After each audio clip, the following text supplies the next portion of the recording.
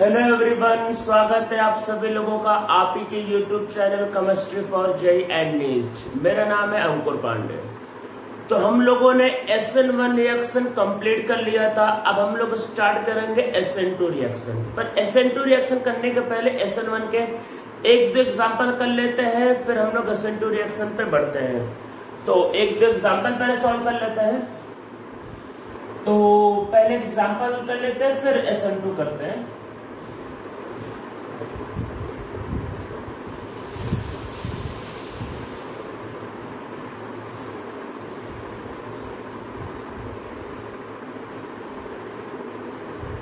ये एक मॉलिक्यूल लेते हैं, हमारे पास एक मॉलिक्यूल है।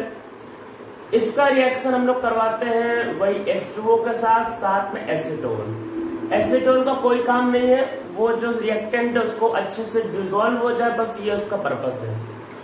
तो देखो सिर्फ वीक न्यूक्लियोफाइल है, तो क्या होगा, हम लोग SN2 रिएक्शन करते हैं। तो इसके बाद फिर देखो क्या होगा इसमें। तो क्वेश्चन लिख लिया होगा, मैं यहीं पे सॉल्व कर देता हूँ। तो देखो आपके पास क्या आएगा, ब्रोमीन बाहर निकल जाएगा और ब्रोमीन के बाहर निकलते यहाँ पे चार्ज आएगा पॉजिटिव। अब पॉजिटिव चार्ज आया तो अब इसमें क्वेश्चन आएगा कि ये बेंजीन शिफ्ट होगा कि बेंजीन में जुड़ा हुआ NO2 शिफ्ट होगा कि बेंजीन से जुड़ा हुआ OCH3। तो आप लोगों को पता है कि जिसका इलेक्ट्रॉन डेंसिटी ज्यादा होता है वो कैटायन की तरफ ज्यादा अट्रैक्ट होगा और वही यहाँ पे क्या होगा, शिफ्ट होगा। तो इन तीनों में किसका इलेक्ट्रॉन डेंसिटी ज्यादा है, इसका। तो जो मॉलिक्यूल जो शिफ्ट होने वाला है वो ये मॉलिक्यूल है। तो हम लोग इसको यहाँ पे फिर शिफ्ट करेंगे और यहाँ पे शिफ्ट करने के बाद आपके पास क्या बनेगा, ये यहाँ पे बनेगा C+2, ये आएगा PH और यहाँ पे आपके पास यहाँ आपके पास आएगा NO2 और इधर वाले पे आपके पास हो जाएगा CH2 और साथ में आपके पास वही ONE। तो ये हमारा कैटायन बन गया। अब इस पे क्या होगा, जो हमारा न्यूक्लियोफाइल था वाटर, उसका अटैक करवा देना, ठीक है, वाटर का अटैक करवा देना और H को बाहर निकाल देना। वाटर का अटैक और H को बाहर निकाल देना। तो इससे हमारा जो प्रोडक्ट होगा वो आपके पास फॉर्म हो जाएगा। तो ये हमारा इसका आंसर आएगा।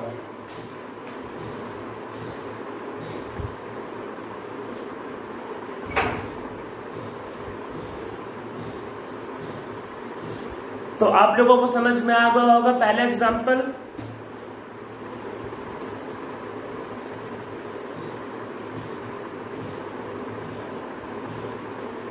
हम लोग एक क्वेश्चन और कर लेते हैं, फिर SN2 पे बढ़ते हैं। बस एक क्वेश्चन और।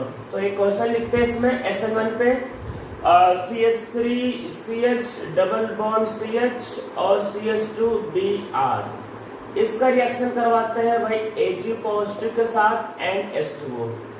तो आप लोगों को जैसा पता है कि Ag क्या होगा, ब्रोमीन से बहुत ज्यादा टेंडेंसी रखता है बॉन्ड बनाने का, तो ब्रोमीन तुरंत बाहर निकल जाएगा। तो ब्रोमीन के बाहर निकलते आपके पास क्या बनेगा, CH3 CH double bond CH और ये आएगा CH2 पॉजिटिव, ठीक है, ये मॉलिक्यूल आएगा।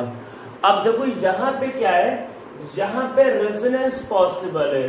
तो रेजोनेंस पॉसिबल है तो आपके पास क्या बन सकता है, ये इधर जा सकता है। तो आपके पास आएगा CH पे positive, CH double bond CH2। तो ये दोनों स्ट्रक्चर पॉसिबल होंगे और ये दोनों क्या होंगे, आपस में कन्वर्ट होते रहेंगे। अब वाटर का जो अटैक होगा, तो देखो H2O का जो अटैक होगा वो यहाँ पे भी हो सकता है, यहाँ पे भी हो सकता है। H2O का H निकाल देना, तो यहाँ पे क्या होगा, दो प्रोडक्ट बन सकता है। एक बन सकता है आपके पास ये मॉलिक्यूल और दूसरा नीचे वाले पे कराओगे तो क्या बनेगा आपके पास CH और CH, यहाँ पे CH डबल बॉन्ड CH2 और ये आएगा OH। अब क्वेश्चन ये आता है कि दोनों में से कौन सा बनाना है। तो देखो अगर आप देखोगे तो इन दोनों में से ये वाला इंटरमीडिएट ज्यादा स्टेबल है, और पर अगर आप प्रोडक्ट की बात करोगे तो ये वाला प्रोडक्ट ज्यादा स्टेबल है। क्यों? क्योंकि इस वाले एल्कीन के राउंड में 5 हाइड्रोजन है, यहाँ पे 5 हाइपर कंजुगेशन होंगे। तो यहाँ पे आपके पास क्या है, 5 हाइपर कंजुगेशन, और इस वाले एल्कीन के राउंड में सिर्फ 1 हाइड्रोजन है। तो यहाँ आपके पास क्या है, सिर्फ 1 हाइपर कंजुगेशन। एल्कीन की स्टेबिलिटी की बात करेंगे तो ये ज्यादा स्टेबल है, इंटरमीडिएट की स्टेबिलिटी की बात करेंगे तो ये ज्यादा स्टेबल है। अगर क्वेश्चन में कुछ मेंशन नहीं किया है तो आप रूम टेम्परेचर मानोगे। रूम टेम्परेचर पे हम लोग हमेशा ज्यादा स्टेबल प्रोडक्ट फॉर्म करते हैं। बाकी इसके बारे में डिटेल में हम लोग हाइड्रोकार्बन में पढ़ेंगे। तो अभी आपको क्या ध्यान रखना है कि अगर टेम्परेचर मेंशन नहीं किया है तो ऐसे केस में ज्यादा स्टेबल एल्कीन को बनाना है। तो मीन्स बनेगा दोनों, आप इसको डिनाई नहीं कर सकते, पर दोनों में आप बोलोगे ये वाला मेजर है और ये वाला इसमें क्या है, माइनर। तो याद रखना है कि at room temperature more stable alkene gives major product. मैं रिपीट कर देता हूं, at room temperature more stable alkene gives major product. तो मेजर प्रोडक्ट कौन देता है, ज्यादा स्टेबल एल्कीन। तो रूम टेम्परेचर पे क्या होगा, आपको इसको बनाना है। तो हम लोगों का अभी तक टॉपिक जो है SN1 खत्म हो चुका है। अब हम लोगों का एक सेकेंड टॉपिक करना है, वो है SN2। तो हम लोग अब स्टार्ट करते हैं न्यूक्लियोफिलिक सब्स्टिट्यूशन बाइमोलिकुलर।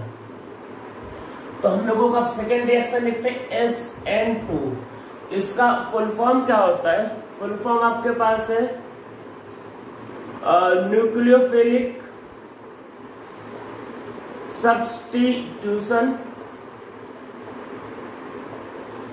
बाइमोलिकुलर। न्यूक्लियोफिलिक सब्स्टिट्यूशन बाइमोलिकुलर, ये हमारा सेकेंड टॉपिक है।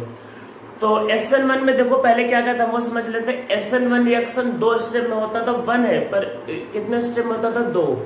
कैसा था, यूनिमोलिकुलर था, वहां पे ऑर्डर ऑफ रिएक्शन क्या था, 1 था। SN1 के केस में सॉल्वेंट हमेशा PPS चाहिए था। SN1 के केस में न्यूक्लियोफाइल कोई भी हो सकता था, स्ट्रॉन्ग भी, कोई फर्क नहीं पड़ता था। SN1 में जैसे जैसे एल्किल हैलाइड की डिग्री बढ़ती थी वैसे वैसे रेट ऑफ द रिएक्शन बढ़ता था। मींस प्राइमरी से बेटर था सेकेंडरी, सेकेंडरी से बेटर था टर्सरी। ठीक है, ये सब SN1 के बारे में कुछ बातें थी। अब हम लोग इसमें SN2 करवाते हैं। तो देखो SN2 में क्या होता है, एक न्यूक्लियोफाइल होता है, वो आपके पास एक वही मान लेता है एल्किल हैलाइड, पहले लिविंग ग्रुप या पहले एल्किल हैलाइड। पहला केस एल्किल हैलाइड का ही करेंगे, बाद में हम लोग इसको भी अल्कोहल या किसी और में करेंगे। तो पहला हम लोग करते हैं आपका इन एल्किल हैलाइड,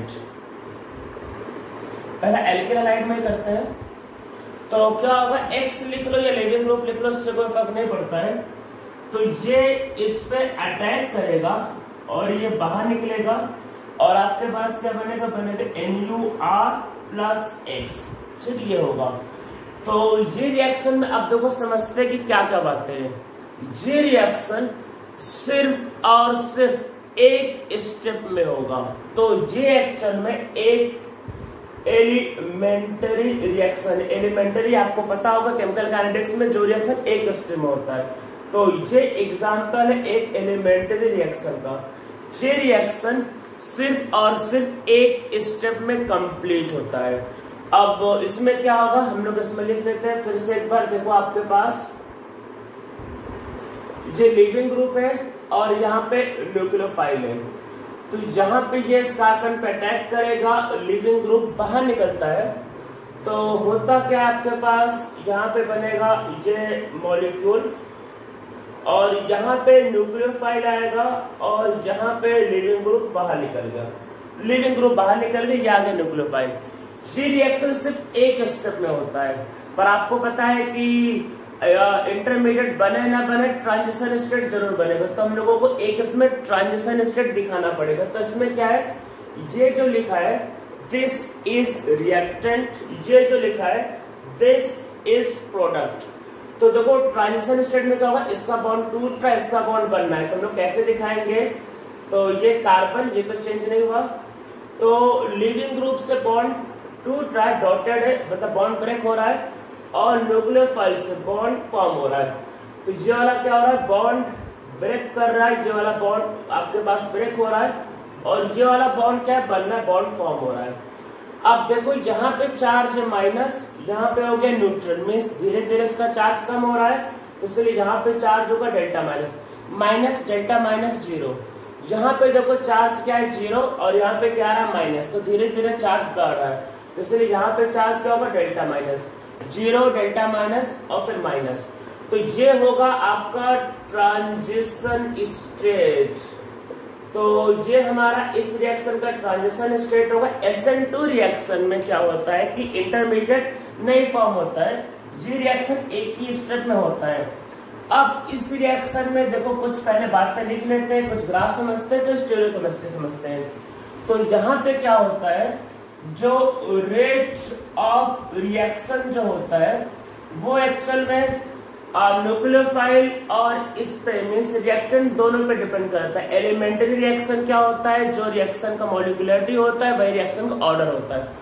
दो मॉलिक्यूल है तो दोनों पे रेट डिपेंड करेगा। तो यहाँ पे जो रेट जो होता है वो k टाइम होता है, वही रिएक्टेंट का पावर 1 और साथ में न्यूक्लियोफाइल का भी पावर 1। तो न्यूक्लियोफाइल और रिएक्टेंट दो, मैं इसको माइनस कर देता हूँ, रिएक्टेंट और न्यूक्लियोफाइल दोनों का पावर 1। तो हम लोग कुछ बातें लिख लेते हैं। रेट ऑफ द रिएक्शन जो होता है वो concentration of reactant and concentration of nucleophile दोनों पे डिपेंड करता है।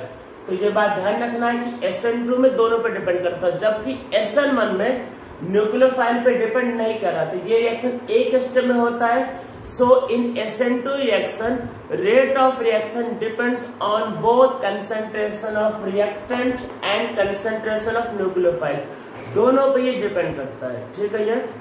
अब देखो होगा क्या, न्यूक्लियोफाइल को एक ही स्टेप में अटैक करके इसको बाहर निकालना, एक ही स्टेप में काम करना है उसको। अगर एक ही स्टेप में ये काम करना है तो न्यूक्लियोफाइल क्या होना चाहिए, बहुत स्ट्रांग होना चाहिए। अगर न्यूक्लियोफाइल कमजोर हो गया मीन्स क्या है, एक तरह समझ लो कि एक घर है, एक घर पे किसी को कब्जा करना है, तो घर पे जो अटैक करेगा और जिसको बाहर निकालना, तो अटैक करने वाला क्या होना चाहिए, स्ट्रांग। पता चला घर पे जो कब्जा करने गया वो वीक है, तो जो घर पे लोग होंगे जो कब्जा करने उसी को लात मार के बाहर निकाल देंगे। तो क्या होगा, जो अटैक करे वो क्या होना चाहिए, स्ट्रांग। अगर पता चला कि निकलने वाला स्ट्रांग है, अटैक करने वाला वीक है, तो ये कुछ भी नहीं कर पाएगा।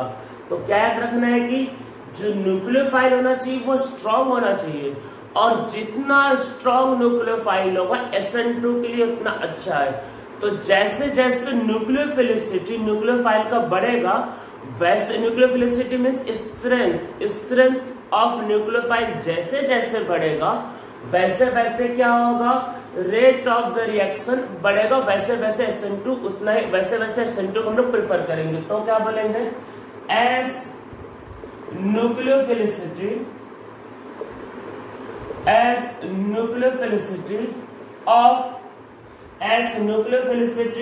of nucleophile increases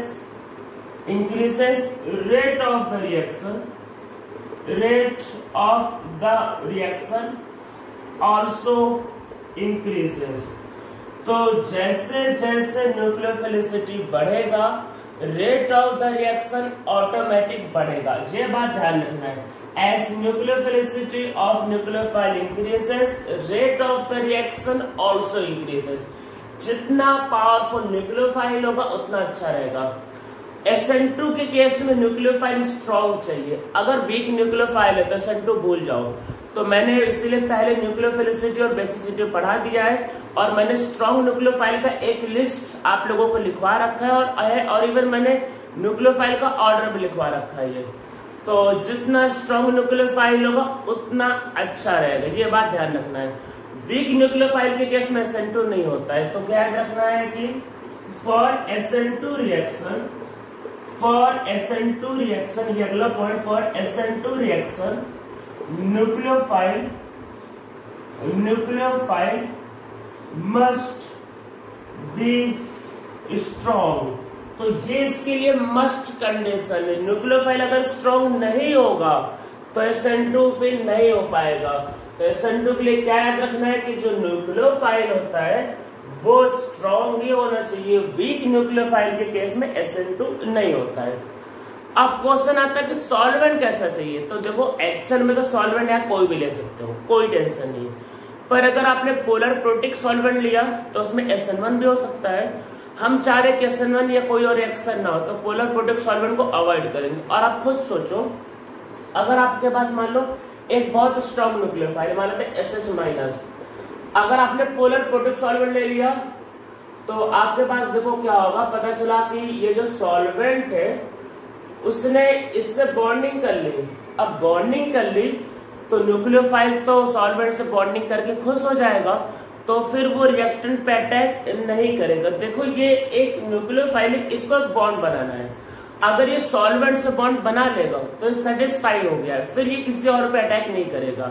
पर अगर ये सॉल्वेंट से बॉन्ड नहीं बनाएगा तो ये बेचैन रहेगा, इसको बॉन्ड बनाना है, तो ये जाके रिएक्टेंट पे फिर क्या करेगा, अटैक करेगा। इसको किसी न किसी से बॉन्ड बनाना है, चाहे सॉल्वेंट से बनाए चाहे रिएक्टेंट से बनाए। अगर सॉल्वेंट पोलर प्रोटिक हो गया तो सॉल्वेंट से बॉन्ड बना लेगा, तो रिएक्टेंट पे अटैक करने की टेंडेंसी कम हो जाएगी। और अगर सॉल्वेंट पोलर प्रोटिक नहीं रहा तो ये रिएक्टेंट पे अटैक करेगा, तो फिर क्या होगा, रिएक्शन हो जाएगा। तो मतलब लेने के लिए आप सॉल्वेंट SN2 में कोई भी ले सकते हो, पर यहाँ पे पोलर प्रोटिक सॉल्वेंट को प्रिफर नहीं करते। ये प्रिफर नहीं करते, मैंने ये नहीं कहा कि हो नहीं सकता, मैंने कहा प्रिफर नहीं करते, हो सकता है पर बहुत अच्छा नहीं होता, इसलिए उसको प्रेफर नहीं करते। तो SN2 रिएक्शन में सॉल्वेंट पोलर प्रोटिक हो सकता है, नहीं हो सकता, पर उसको प्रेफर नहीं करते। प्रेफर क्या करते हैं, पोलर एप्रोटिक सॉल्वेंट। तो क्या याद रखना है कि ये मस्ट कंडीशन है, प्रेफर है, मतलब प्रेफर करते हैं, मस्ट कंडीशन ये है। तो इसमें क्या है, इन SN2 reaction polar aprotic solvent, polar aprotic solvent is preferred. तो कौन सा सॉल्वेंट प्रिफर्ड होता है, पोलर एप्रोटिक। तो पोलर प्रोटिक सॉल्वेंट में भी रिएक्शन हो सकता है, मेरी बात याद रखना, पोलर प्रोटिक सॉल्वेंट में हो सकता है, पर पोलर एप्रोटिक प्रिफर करते हैं। मैं लिख देता हूं, SN2 reaction is also possible in polar protic solvent, PPS is also possible in polar protic solvent, but yield of reaction is not very good। पर yield जो होता है बहुत अच्छा नहीं होता, but yield of reaction is not very good। तो वहां पे SN2 के अलावा SN1 या बाकी और भी कोई रिएक्शन हो सकते। तो अगर आप चाह रहे हो कि वो सब ना हो तो सॉल्वेंट कैसा लेंगे, पोलर एप्रोटिक। तो पोलर प्रोटिक ऐसा कहीं नहीं बोला कि पोलर प्रोटिक नहीं ले सकते, पोलर प्रोटिक ले सकते, पर वहां पे यील्ड अच्छा नहीं होगा। तो SN2 का प्रिफर्ड सॉल्वेंट क्या है, SN2 का प्रिफर्ड सॉल्वेंट है आपका पोलर एप्रोटिक सॉल्वेंट। न्यूक्लियोफाइल कैसा चाहिए, स्ट्रॉन्ग चाहिए। अब देखो ऐसा होता है कि न्यूक्लियोफाइल को अटैक करना होता है, लिविंग ग्रुप को बाहर निकलना होता है, एक ही स्टेप में सब कुछ करना है। तो लिविंग ग्रुप को निकलना है एक ही स्टेप में, तो लिविंग ग्रुप कैसा होना चाहिए, अच्छा लिविंग ग्रुप। अगर पता चला लिविंग ग्रुप पूरा नहीं निकलना चाह रहा, अरे निकलने नहीं चाह रहा लिविंग ग्रुप, तो उसमें भी SN2 नहीं हो पाएगा। एक ही स्टेप में करना है तो न्यूक्लियोफाइल भी अच्छा चाहिए, लिविंग ग्रुप भी अच्छा चाहिए। तो याद रखना कि लिविंग ग्रुप अच्छा चाहिए। तो इसमें क्या होगा, for SN2 reaction living group must be good living group, living group must be good living group। तो उसकी लिविंग एबिलिटी क्या होना चाहिए, अच्छा होना चाहिए। तो लिविंग ग्रुप कैसे डिसाइड होता है, poor base is always a good leaving group. याद रखना है कि जो लिव करने वाला होगा वो हमेशा क्या होना चाहिए, पुअर बेस। तो SN2 रिएक्शन क्योंकि एक ही स्टेप में करना है तो न्यूक्लियोफाइल स्ट्रॉन्ग चाहिए, लिविंग ग्रुप कैसा चाहिए, मतलब लिविंग ग्रुप भी कैसा चाहिए, अच्छा चाहिए, तुरंत लीव करके चला जाए, उसको कोई लेना देना नहीं, तुरंत लीव करके चला जाए। तो लिविंग ग्रुप भी कैसा चाहिए, अच्छा चाहिए। और ये याद रखना कि poor base is always a good leaving group. मैं लिख देता हूं, poor base is always a good leaving group. तो जितना पुअर वो बेस होगा उतना अच्छा उसका लिविंग ग्रुप होगा। अब इसमें देखो समझते हैं, एक बात समझते हैं। देखो कार्बन ने ऑलरेडी 4 बॉन्ड बना रखे हैं, और न्यूक्लियोफाइल को इसी कार्बन में जाके अटैक करना है, वही अटैक करना है। तो देखो एक तो ऑलरेडी भीड़ बहुत ज्यादा है, 4 यहाँ पे बॉन्ड बना रखे हैं, और वही जाके अटैक करना है। तो अगर आपने इस कार्बन के अराउंड भीड़ बढ़ा दिया, मान लो कि अरे कार्बन है उसके अराउंड आपने बड़े बड़े ग्रुप लगा दिए, भीड़ बढ़ा रखा है, तो वैसे में न्यूक्लियोफाइल यहां नहीं पहुंच पाएगा। और न्यूक्लियोफाइल अगर नहीं पहुंच पाया तो रिएक्शन नहीं होगी। तो SN2 रिएक्शन में जो सबसे क्रूशियल पॉइंट वो ये है कि जिस कार्बन पे अटैक होना है वहां पे भीड़ ज्यादा नहीं होना चाहिए, ज्यादा स्टेरिक हिंड्रेंस नहीं होना चाहिए। अगर आपने भीड़ इकट्ठा कर ली तो न्यूक्लियोफाइल अटैक नहीं कर पाएगा। ठीक है, तो याद रखना है कि उस कार्बन पे स्टेरिक हिंड्रेंस नहीं होना चाहिए। जैसे मैंने बताया कि यहाँ पे न्यूक्लियोफाइल को आके, जैसे क्या होता है, मान लो कि न्यूक्लियोफाइल को एक घर पे कब्जा करना है, तो घर पे क्या होगा, न्यूक्लियोफाइल को जाके अटैक करना है और लिविंग ग्रुप को घर से बाहर निकालना है।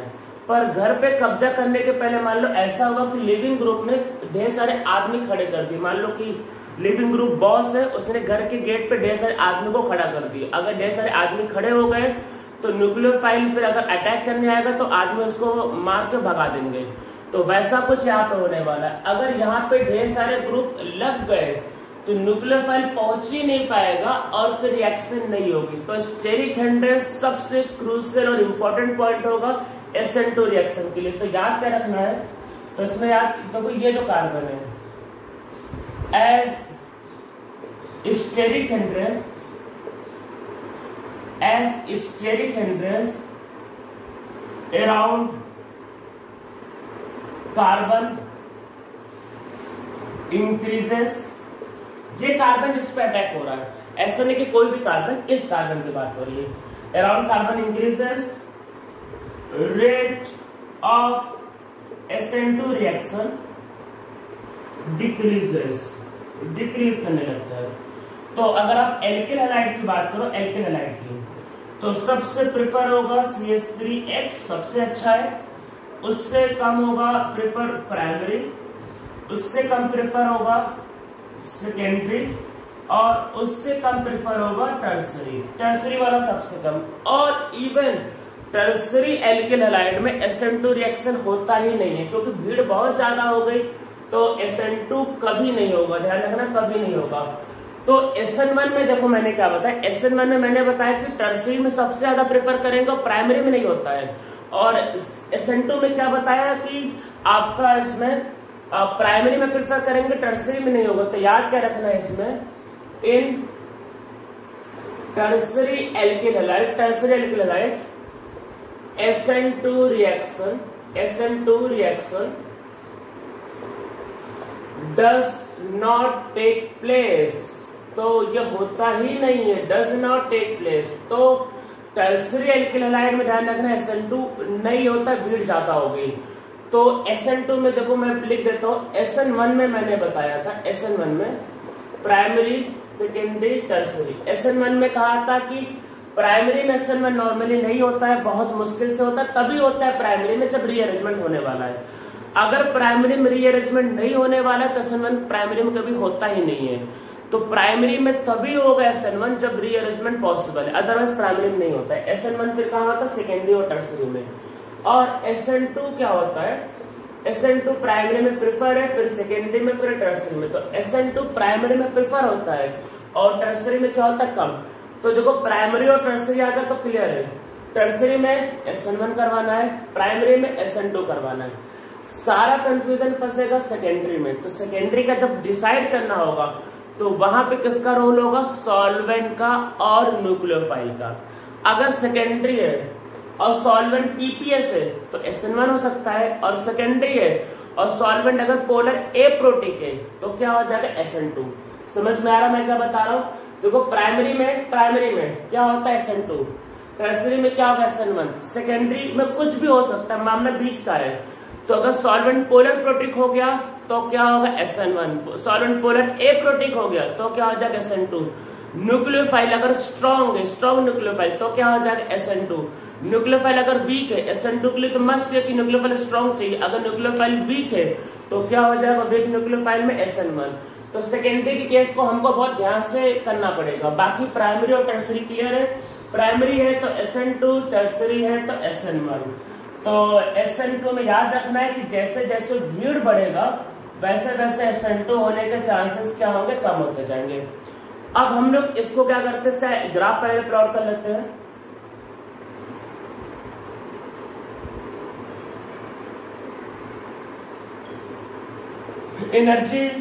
Energy versus progress of reaction. तो ये कुछ इस तरीके से ग्राफ होता है। ये रिएक्टेंट है और ये इसमें प्रोडक्ट है। चलिए रिएक्टेंट में ये होगा आपके पास R और लीविंग ग्रुप, और यहाँ पे होगा भाई R और न्यूक्लियोफाइल। मतलब न्यूक्लियोफाइल को मैं उल्टा कर देता R और न्यूक्लियोफाइल, ठीक है ये। और यहाँ पे क्या होगा कि लीविंग ग्रुप या न्यूक्लियोफाइल, ये आपके पास ये ट्रांजिशन स्टेट है। यहाँ पे क्या होगा, न्यूक्लियोफाइल अटैक कर रहा है और लीविंग ग्रुप निकल रहा है। तो यहाँ पे क्या हो रहा है, लीविंग ग्रुप निकल रहा है और न्यूक्लियोफाइल अटैक कर रहा है। तो ये हमारा SN2 का कर्व होता है, बहुत सिंपल सा कर्व है, ठीक है। तो आप लोगों का SN2 यहाँ तक समझ में आ रहा होगा, बहुत सिंपल है ये। अब हम लोग SN2 के आते हैं स्टीरियोकेमिस्ट्री पे।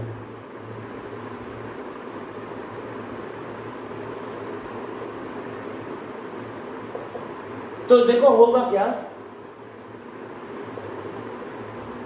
ये लीविंग ग्रुप है और ये न्यूक्लियोफाइल है। ये इस पे अटैक करेगा और ये इस पे बाहर निकलता है, ठीक है। ये अटैक करेगा, बाहर निकलेगा, तो क्या होगा, तो ये आपके पास न्यूक्लियोफाइल और ये लीविंग ग्रुप बाहर निकल गया, ठीक है। ये इसमें ध्यान क्या रखना है जो बहुत इंपॉर्टेंट है।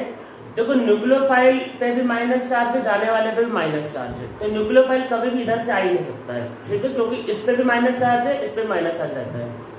तो न्यूक्लियोफाइल का जो अटैक होगा वो हमेशा लीविंग ग्रुप के अपोजिट साइड होगा, एकदम बैक साइड, जिसको बोलेंगे हमेशा बैक साइड से अटैक होगा। ये SN2 के लिए फिक्स है। तो अटैक कहां से होगा, बैक साइड से। तो क्या होगा, अटैक ऑफ न्यूक्लियोफाइल, मतलब न्यूक्लियोफाइल पीछे साइड से अटैक करेगा, बैक साइड से। तो attack of nucleophile on reactant from back side, पीछे साइड से वो अटैक करेगा। तो जिधर से लीविंग ग्रुप निकलेगा उसके उल्टे साइड से अटैक करेगा। तो न्यूक्लियोफाइल क्या होगा, हमेशा उल्टे साइड जुड़ेगा, जिधर से लीविंग ग्रुप निकला है तो उल्टे साइड जुड़ेगा। तो हम लोग बोलेंगे यहाँ पे इन्वर्जन होगा। इन्वर्जन होता क्या है, अगर ये मॉलिक्यूल R है तो ये S बनेगा, अगर ये S है तो ये R बनेगा। तो यहाँ पे होता है इन्वर्जन। और कैसा इन्वर्जन, 100% इन्वर्जन, कुछ भी इफ बट नहीं, पूरा का पूरा इन्वर्जन। इसको हम लोग बोलते दिस इज बोल्डन इन्वर्जन। अगर किसी रिएक्शन में कंप्लीट इन्वर्जन हो तो उसको बोलते हैं बोल्डन इन्वर्जन। तो SN2 रिएक्शन में 100% इन्वर्जन होता है। तो जिधर से लीविंग ग्रुप निकलता है अटैक उसके बैक साइड से होता है, तो 100% इसमें क्या होता है, इन्वर्जन। तो मैंने देखो क्या बताया था, मैंने कहा था SN1 में मैंने कहा था रेसिमाइजेशन होता है, पर इन्वर्जन का अमाउंट कहा था रिटेंशन से ज्यादा होता है। तो कंप्लीट मैंने नहीं कहा था, मैंने ये नहीं कहा था कि वहां पे कंप्लीट क्या होता है, रेसिमाइजेशन। इन्वर्जन स्लाइटली ज्यादा होता है, पर SN2 में क्या होता है, कंप्लीट इन्वर्जन, 100% इन्वर्जन। तो मैं जो बातें बताने जा रहा हूं उसको बहुत ध्यान रखना है। अब क्योंकि SN2 रिएक्शन का मतलब ऐसा होगा कि हम लोग कोई आगे रिएक्शन करवाएंगे, जैसे कोरियाउस रिएक्शन, जब मान लो ग्रिग्नार्ड रिएक्शन, ऐसे में कुछ नाम ले रहा हूं। तो जब भी ये रिएक्शन करवाया जाएगा आपको बोला जाएगा कि this reaction is SN2 type. अगर ये मैंने कभी बोला SN2 टाइप, तो SN2 टाइप को सुनते ही आपके दिमाग में दो बातें आनी चाहिए, दो बातें। पहला कि यहाँ पे क्या होगा, 1 डिग्री प्राइमरी पे रेट ऑफ रिएक्शन हाई होगा, सेकेंडरी में कम होगा, टर्सरी में कम। तो SN2 बोलते ही क्या करना है, प्राइमरी को प्रीफर करना है। दूसरा, अगर SN2 बोला तो हमेशा बैक साइड से अटैक करना है और हमेशा करवाना है आपको इन्वर्जन। SN2 सुन के आपको ये दो बातें समझ में आ जाएंगी। तो मैंने जब बोला SN2 टाइप तो ऑब्वियस है कि न्यूक्लियोफाइल स्ट्रांग होगा, वो सब आपको नहीं सोचना। तो SN2 में क्या है, देखो न्यूक्लियोफाइल तो स्ट्रांग चाहिए ही चाहिए, पर SN2 रिएक्शन के बारे में अगर कुछ खास बातें लिखे तो प्राइमरी में प्रेफर होता है, सेकेंडरी में कम, टर्सरी में कम। और अगर आप स्टीरियोकेमिस्ट्री की बात करोगे तो अटैक सिर्फ और सिर्फ बैक साइड से होगा और 100% इन्वर्जन होगा, बाकी इसके अलावा इसमें और कुछ नहीं होता है। तो हम लोगों ने कुछ आपको बेसिक पॉइंट्स लिख लिए SN2 रिएक्शन के बारे में। अब हम लोग कुछ एग्जांपल्स को करते हैं। न्यूक्लियोफाइल ध्यान रखना स्ट्रॉन्ग चाहिए, मैंने न्यूक्लियोफाइल का लिस्ट पहले से लिखवा रखा है। कोई भी नेगेटिव चार्ज वाला न्यूक्लियोफाइल क्या होता है, स्ट्रॉन्ग न्यूक्लियोफाइल होता है। उसमें फ्लोरीन नहीं होता, बाकी सारे होते हैं एक्सेप्ट फ्लोरीन F-। और दूसरी बात, न्यूट्रल में मैंने बताया कि नाइट्रोजन फैमिली, नाइट्रोजन और फास्फोरस के न्यूक्लियोफाइल स्ट्रांग होते हैं, ऑक्सीजन के, सल्फर के, इन सब के न्यूक्लियोफाइल क्या होते हैं, वीक होते हैं। ठीक है, न्यूट्रल वाले। और अनायन, देखो मैंने कहा कि अनायन वाले, सबके अनायन वाले न्यूक्लियोफाइल स्ट्रांग होते हैं एक्सेप्ट फ्लोरीन, फ्लोरीन को छोड़ के बाकी जितने भी अनायन है सबके न्यूक्लियोफाइल स्ट्रांग होते हैं। और न्यूट्रल में क्या होता है कि नाइट्रोजन और फास्फोरस के न्यूक्लियोफाइल स्ट्रांग है, ऑक्सीजन और सल्फर के न्यूक्लियोफाइल वीक होते हैं। ठीक है, तो हम लोग कुछ एग्जांपल्स करते हैं।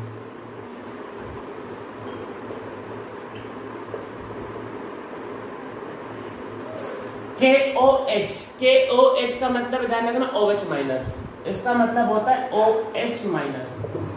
ये इस पे अटैक और ये बाहर।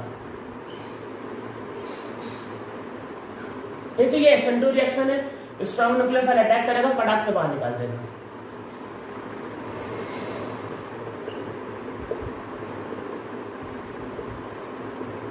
NaSH, SH- को मैंने इवन सबसे स्ट्रॉन्ग न्यूक्लियोफाइल में लिखवाया हुआ है, तो SH- ये इस पे अटैक करेगा और ये बाहर।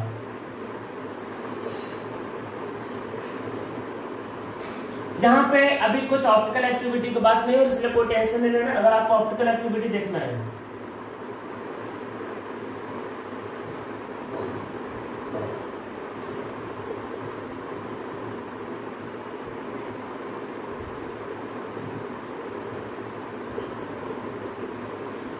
तो देखो, ये वाला कार्बन कैसा है, कारल कार्बन, दिस इज कारल कार्बन, पर इसका डिग्री कैसा, प्राइमरी। तो यहाँ पे हम लोग क्या होगा, बैक साइड से अटैक करेंगे और ये बाहर निकालेंगे, तो इसका जो प्रोडक्ट आएगा वो आएगा DH, SH और Me, 100% इन्वर्जन। SN2 में क्या होता है आपका 100% इन्वर्जन, तो आपको इसमें क्या करना, 100% इन्वर्जन करवाना था। SN2 में न्यूक्लियोफाइल कैसा होगा, स्ट्रॉन्ग न्यूक्लियोफाइल, और एक ही स्टेप में क्या करना है, आपको रिएक्शन को करवाना होता है।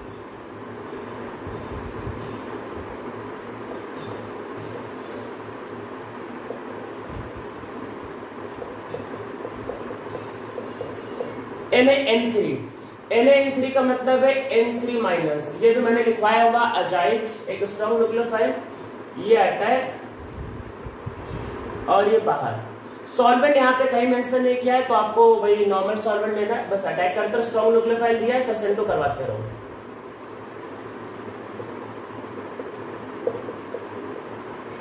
ठीक है, तो ये सब क्वेश्चन आप लोगों को समझ में आ रहे होंगे। एक दो इसमें अलग से क्वेश्चन कर लेते हैं।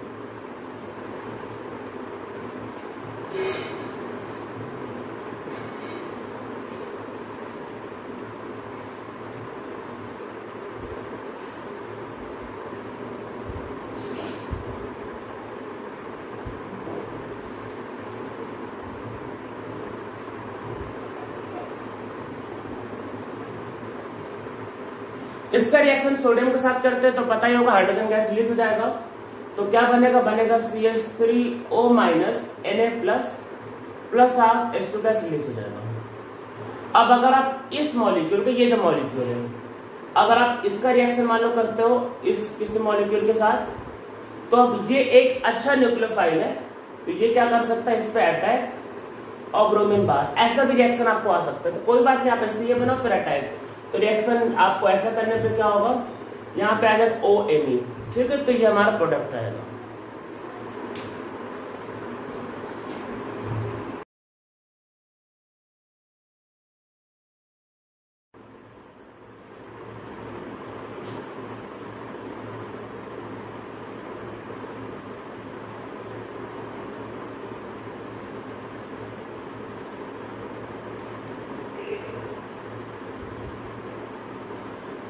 अब हम लोग SN2 रिएक्शंस की कुछ और एग्जांपल्स करते हैं।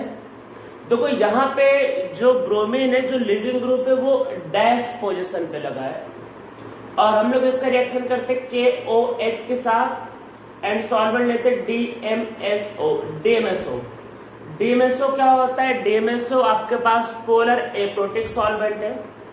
अब इसमें ध्यान रखना है कि जब आप SN2 करवाओगे इसमें, तो इसमें SN2 के अलावा कोई वैसे रिएक्शन नहीं होगा। जब आप SN2 करोगे तो ऑलवेज क्या होता है, इन्वर्जन। अगर इन्वर्जन होने वाला है तो इसका मतलब ये है कि अगर लीविंग ग्रुप डैश पोजीशन पे है तो न्यूक्लियोफाइल को आपको वेज पोजीशन पे लगाना है। अगर by chance leaving group west position पे होता तो आप न्यूक्लियोफाइल को डैश पोजीशन पे लगाओगे, मीन्स आपको उसका उल्टा ही लगाना है हमेशा।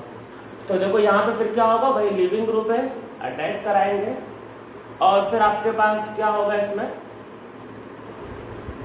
यहाँ पे हाइड्रोजन ईटी एमी बैक साइड से अटैक होगा। तो वेस्ट पोजीशन पे क्या आपको दिखाना है लगा के, वेस्ट पोजीशन पे आपको दिखाना था यहाँ पे OH, ये हमारा प्रोडक्ट होगा। ठीक है, ये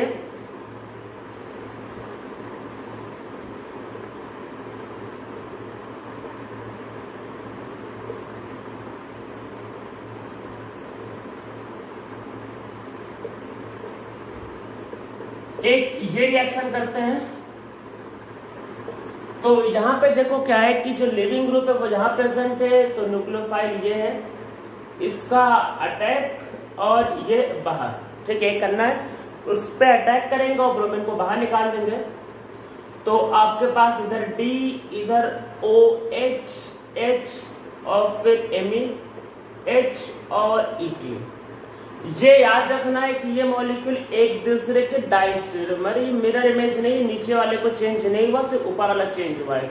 तो ये मॉलिक्यूल एक दूसरे के डाइस्टेरियोमर होंगे। ठीक है, आप लोगों को एग्जांपल समझ में आ रहा होगा। हम लोग अब इसमें कुछ अलग से एग्जांपल्स करते हैं।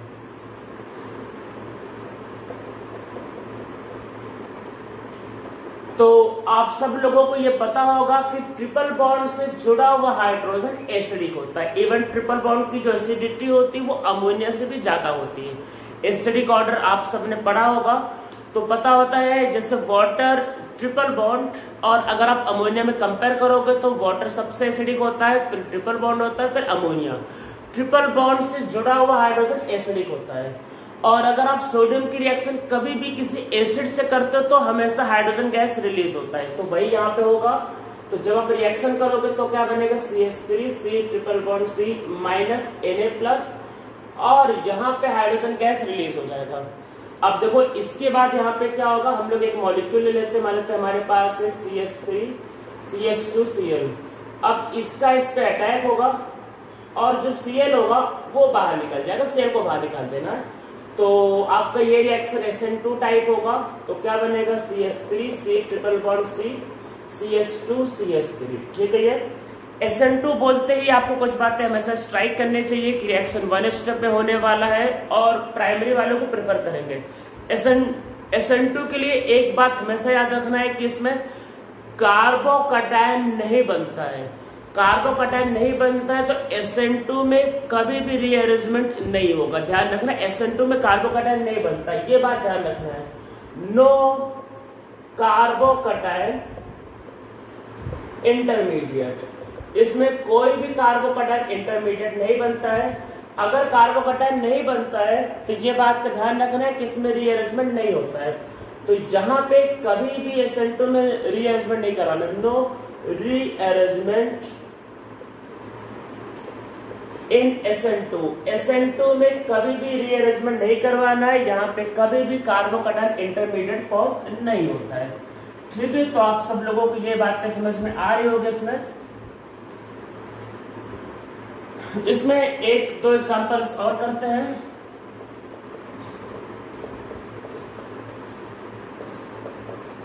फिनॉल आप लोगों को पता होगा कि एक स्ट्रॉन्ग एसिड है, वाटर से काफी स्ट्रॉन्ग है। रिएक्शन करेंगे तो रिएक्शन करने पे आपके पास बनेगा ये molecule plus water, this is phenoxide ion. तो फिनॉक्साइड आयन है। अगर आप इसका रिएक्शन CH3 Cl के साथ करोगे तो ये इस पे अटैक करेगा, Cl को बाहर, तो आपके पास क्या बनेगा, प्रोडक्ट बनेगा वही OCH3, ये इसका प्रोडक्ट। एक एग्जांपल इसमें और लिख लेते हैं।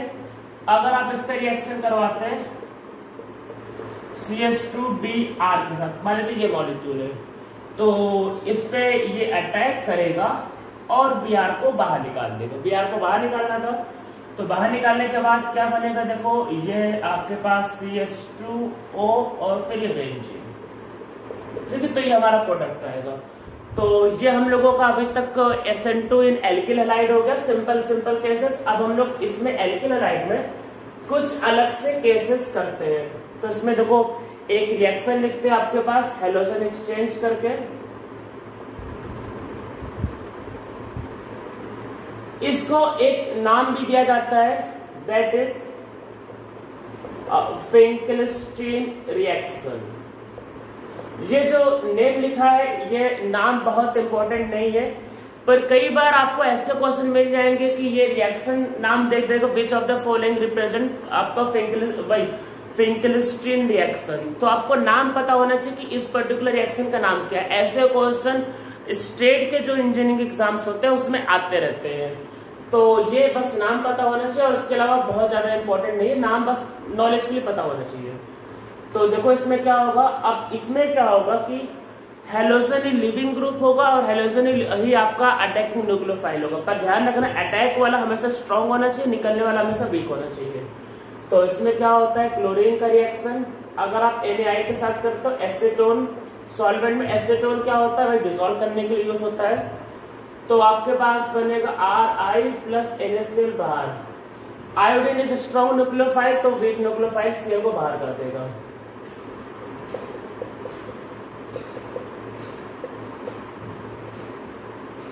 इसको अटैक कराएंगे तो बनेगा फिर से Ri प्लस NaBr। ये हमारा रिएक्शन होता है। तो हम लोगों ने क्या किया, एक न्यूक्लियोफाइल की जगह मतलब एक हैलोजन की जगह क्या किया, दूसरे हैलोजन को जोड़ दिया। अब इसमें क्या करते हैं, थोड़ा सा इंटरेस्टिंग केस लेते हैं।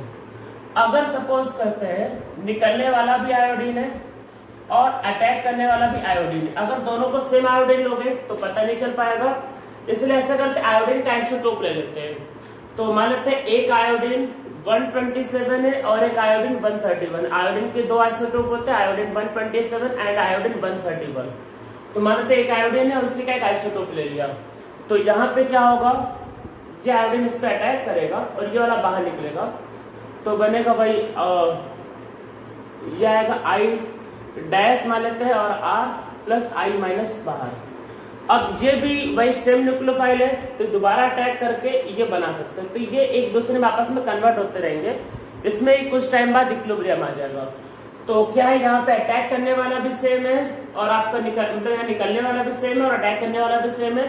तो कुछ टाइम बाद इस रिएक्शन में क्या आ जाएगा, केमिकल इक्विलिब्रियम आ जाएगा। अब हमें एक बात का ध्यान रखना है कि ये अगर मान लेते हैं ये R है तो ये S बनेगा, मतलब ये एक दूसरे के रिवर्स बनेंगे। तो इसमें जो प्रोडक्ट होता है वो आपका उल्टा होता है हमेशा, तो यहाँ पे इन्वर्जन होता है। तो देखो होगा क्या कि धीरे धीरे इसका अमाउंट कम होता जाएगा, इसका अमाउंट बढ़ता जाएगा। इक्विलिब्रियम पे ये और ये दोनों होंगे और दोनों का अमाउंट क्या होगा, सेम होगा, क्योंकि अटैकिंग न्यूक्लियोफाइल और लिविंग ग्रुप सेम है तो दोनों का अमाउंट सेम होगा। तो इक्विलिब्रियम पे जो बनेगा मिक्सचर वो फिर रेसमिक मिक्सचर होगा। हाँ, ये कंडीशन पहले से है कि ये स्टार्टिंग वाला ऑप्टिकली एक्टिव होना चाहिए। इसमें लिखते हैं if reactant is optically active. पहली बात तो ऑप्टिकली एक्टिव होना चाहिए तभी कंडीशन एप्लीकेबल है। देन at equilibrium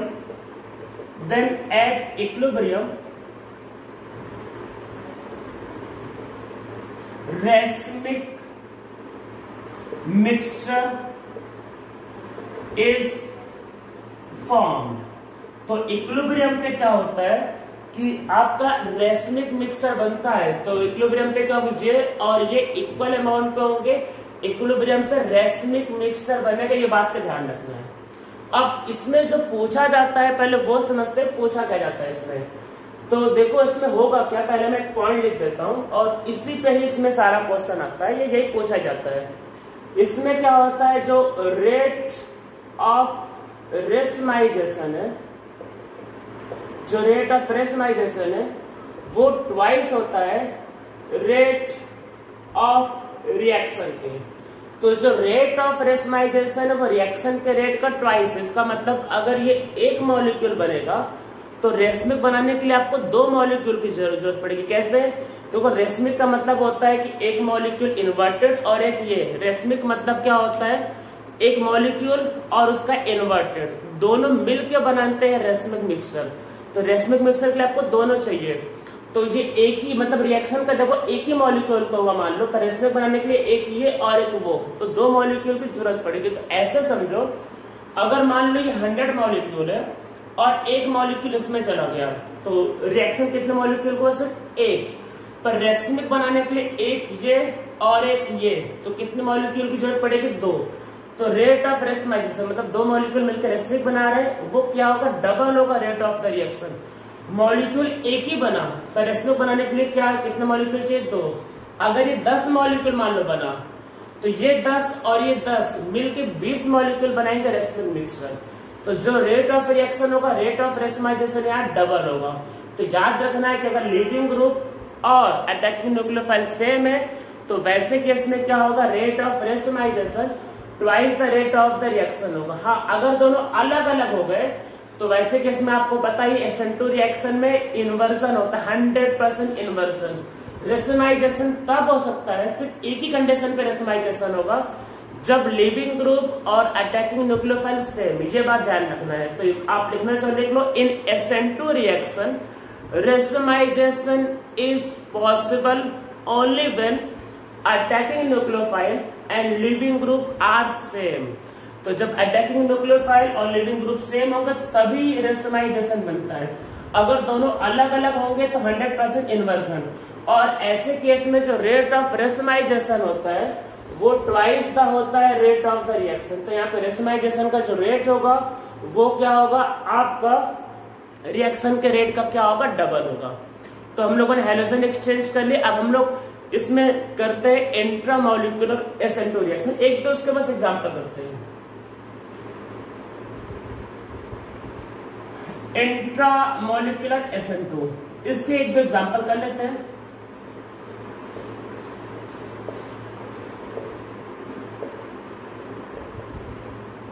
ये एक मॉलिक्यूल लेते हैं, इसका रिएक्शन हम लोग करवाते हैं सोडियम के साथ।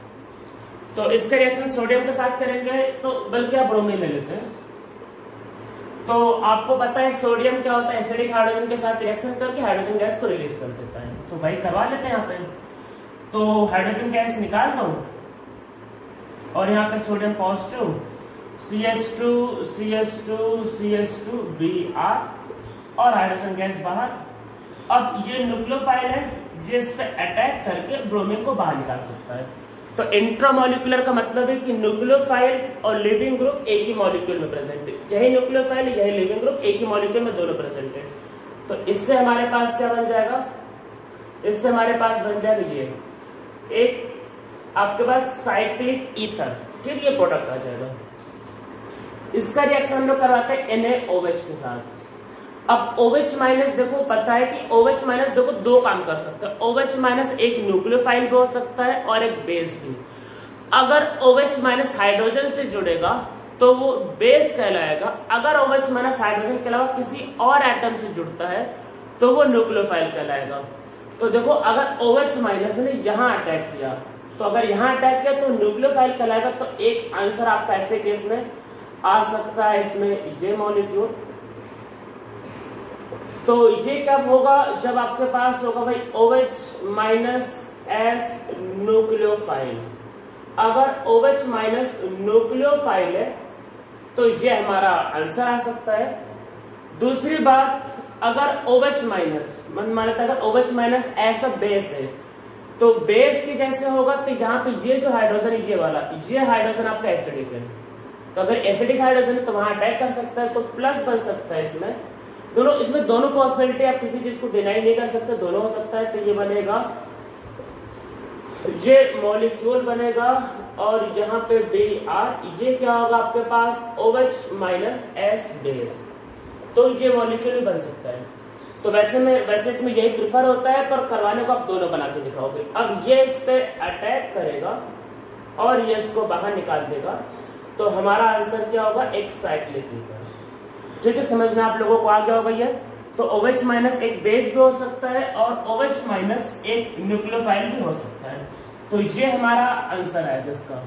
तो ये हमारा था आपका SN2 reaction, intramolecular SN2 reaction. अब इसमें एक और केस कर लेते हैं तो हमारा SN2 एल्किल हैलाइड क्या होगा, खत्म हो जाएगा। एक रिएक्शन और है, तो हम लोग इसको क्या बोलते हैं, SN2 प्राइम।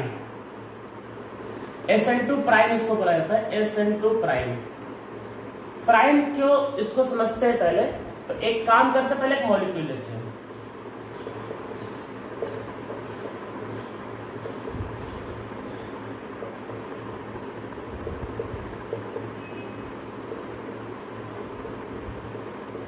सपोज करते हैं हमको ये रिएक्शन करवाना है, सपोज करते हैं हमको ये रिएक्शन करना है।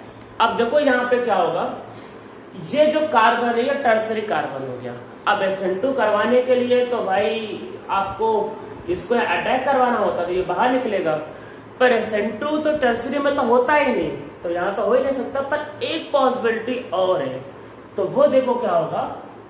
अब यहाँ पे लोन पेयर अगर आप इसको यहाँ अटैक करवाओ और ये यहाँ आ जाए और ये बाहर निकल जाए, ऐसा भी तो हो सकता है। तो अगर लिविंग ग्रुप देखो, ये डबल बॉन्ड का अगला वाला कार्बन एलाइलिक, अगर एलाइलिक कार्बन पे है तो ऐसा भी हो सकता है। तो यहाँ पे देखो आंसर क्या आएगा, OH CH2 CH double bond C CH3 CH3।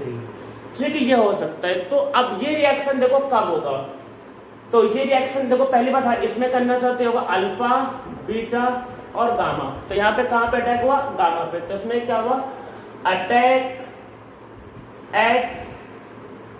Eight gamma carbon, gamma carbon पे अटैक हुआ। तो SN2 प्राइम तब होता है जब लिविंग ग्रुप कहां प्रेजेंट होगा, एट एलाइलिक। ये कार्बन एलाइलिक कार्बन, इस कार्बन को हम लोग बोलते this is allylic carbon. Double bond का अगला वाला कार्बन एलाइलिक कार्बन। तो हम लोग क्या बोलेंगे कि SN2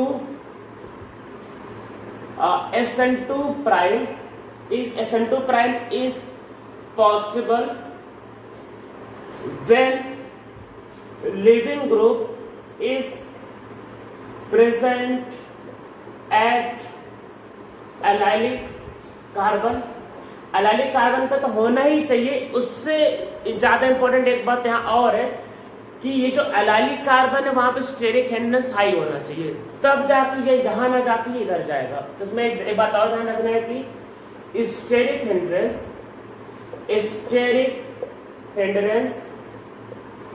एट एलाइलिक कार्बन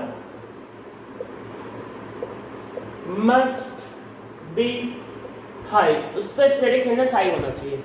अगर सपोज करो आपके पास अभी क्वेश्चन होता है CH2 double bond CH CH2Br, अगर अभी ये क्वेश्चन होता और आप इसका रिएक्शन अगर करते KOH के साथ DMSO में, तो क्योंकि यहाँ पे स्टेरिक हिंड्रेंस बिल्कुल नहीं है, तो अब ऐसे केस में ये यही अटैक करना प्रेफर करेगा और ये आपके पास रिएक्शन होगा। तो इसमें क्या होता है, CH2 डबल बॉन्ड CH फिर CH2OH, ये इसका प्रोडक्ट होता है। अगर स्टेरिक हिंड्रेंस नहीं है तो यही अटैक करना प्रेफर करेगा। यहाँ अटैक तब करेगा जब यहाँ पे क्या होगा, स्टेरिक हिंड्रेंस। तो समझ में आ रहा है कि वहां पे अटैक तभी होगा जब वहां पे क्या होगा, आपके पास स्टेरिक हिंड्रेंस होगा। अब इसमें एक एग्जांपल ऐसे एक और देख लेते हैं।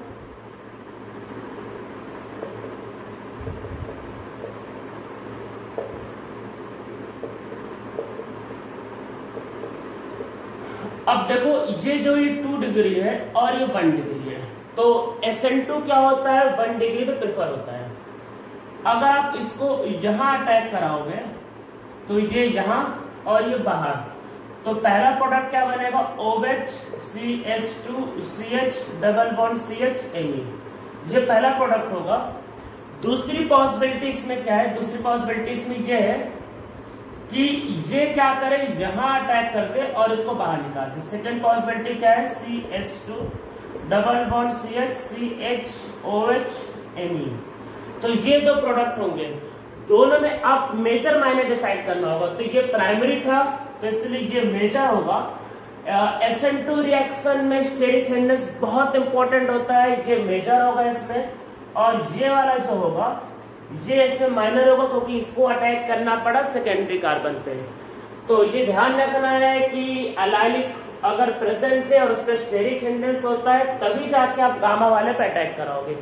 अगर लिविंग ग्रुप एलाइलिक कार्बन पे प्रेजेंट है और एलाइलिक कार्बन का स्टेरिक हिंड्रेंस है, तब जाके आप क्या करोगे, अल्फा बीटा गामा, फिर जाके गामा पे आप अटैक कराओगे। एक लास्ट एग्जांपल कर लेते हैं, फिर हमारा SN2 इन एल्किल हैलाइड खत्म हो जाएगा। उसके बाद हम लोग करेंगे SN2 in alcohol and SN2 in ether.